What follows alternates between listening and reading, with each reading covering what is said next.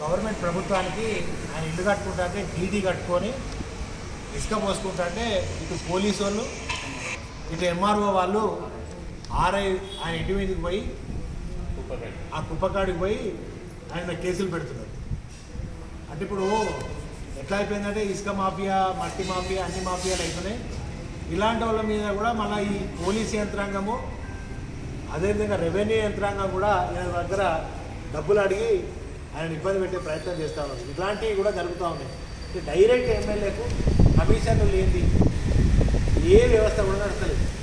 ఇక్కడ కొండగట్టు నా చరిత్ర ఉంది, ఇంకా చాలా భాగవతాలు బయటపట్టేది. కొండగట్టు భూముల పరిస్థితి అవన్నీ కూడా జరగదు చెప్తాను. ఇట్లాంటి ఒక కామన్ మ్యాన్ ఇల్లు కట్టుకుంటా అంటే కూడా పోలీస్ యంత్రాంగాన్ని రెవెన్యూ ఒక టీఆర్ఎస్ నాయకుడు ఇల్లు కట్టుకుంటా అంటే ఈ ఇసుక అక్రమంగా తెచ్చిందని ఇంకో పేరు చెప్పి ఇట్లా ఆయన మీద దాడి చేసే ప్రయత్నం, ఆయనను జరిమానా వేసే ప్రయత్నం, ఆయన మీద కేసులు వేసే ప్రయత్నాన్ని ఇవాళ ఇక్కడ ఇంత అరాచకత్వమైనటువంటి పాలన కాంగ్రెస్ పాలన నడుస్తుంది. దయచేసి గమనించాల్సింది.